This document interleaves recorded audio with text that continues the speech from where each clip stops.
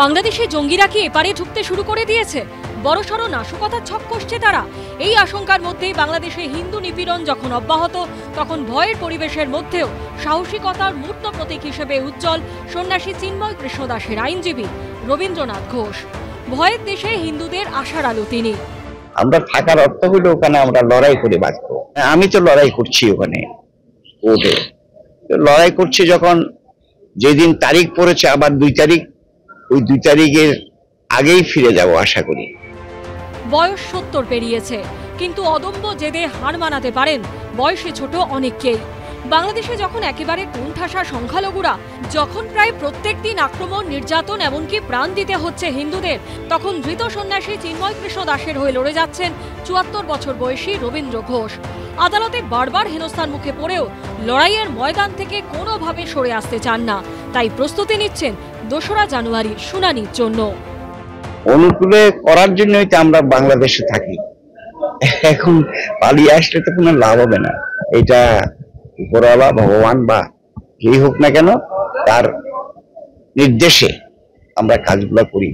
তবে আশা করি সরকার বুঝতে পারবে আমরা যে সংগ্রাম করে যাচ্ছি মানবাধিকারের লড়াই, আমরা প্রত্যেক লোকের জন্য আমরা মানবাধিকারের জন্য লড়াই করি। কেউ ছোট কেউ বড় নয়, এভরিবডি ইজ ইকুয়াল। আমাদের তদানীন্তন প্রধানমন্ত্রী শেখ হাসিনার আমলেও কিছু হয়েছে, এখন বেড়েছে।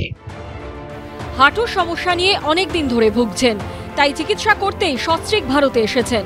বৃহস্পতিবার কল্যাণী এমসে এসে ডাক্তার দেখালেন। তাকে হাসপাতালে নিয়ে যেতে সাহায্যের হাত বাড়িয়ে দিয়েছেন স্থানীয় বিজেপি নেতৃত্ব। এদিন ফোনে কেন্দ্রীয় শিক্ষা প্রতিমন্ত্রী ও বিজেপি রাজ্য সভাপতি সুকান্ত মজুমদারের সঙ্গেও কথা বলেন রবীন্দ্র ঘোষ। তখন তো ছিলেন অটলজির সঙ্গে দেখা করেছিলাম। উনি যখন গভর্নমেন্টে ছিল তখন উনি তো প্রাইম মিনিস্টার ছিল ইন্ডিয়ার। তো উনি বলেছিলেন আমরা ক্ষমতায় আসলে এটা করব।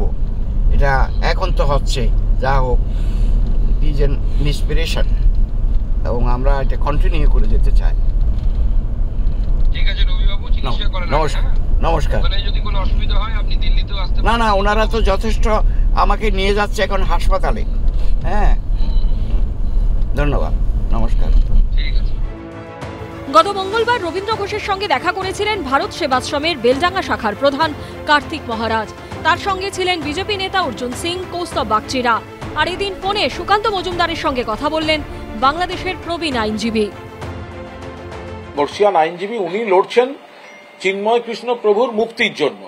এটাই তো কেন্দ্রীয় সরকারকে হস্তক্ষেপ করতে হবে।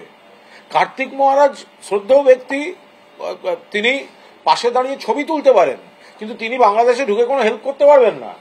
তো সুতরাং ওইগুলো লোক দেখানো, নাটকবাজি, ভোটের রাজনীতি এসব করে ছবি না তুলে যদি সত্যি চিন্ময় কৃষ্ণ প্রভুকে ন্যায় বিচার দিয়ে জেল থেকে মুক্ত করতে হয়, তা ওনাদের দল, সুকান্ত বাবুর দল, উনি কেন্দ্রীয় মন্ত্রী, তা তারা আঙুল চষছে কেন? ওনাকে ভিডিও ফোন কল করে কি হবে?